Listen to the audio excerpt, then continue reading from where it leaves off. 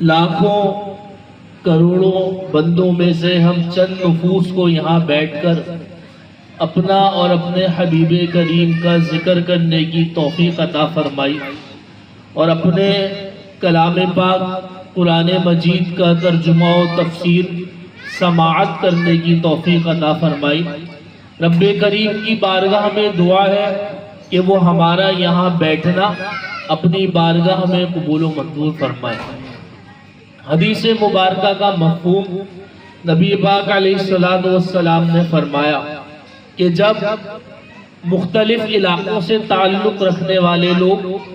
مختلف محلوں سے تعلق رکھنے والے لوگ، مختلف زبانوں اور قوموں سے تعلق رکھنے والے لوگ ایک جگہ جمع ہوتے ہیں، ان کا مقصد جمع ہو کر فقط اللہ کا ذکر کرنا اور اللہ کی یاد منانا ہوتا ہے۔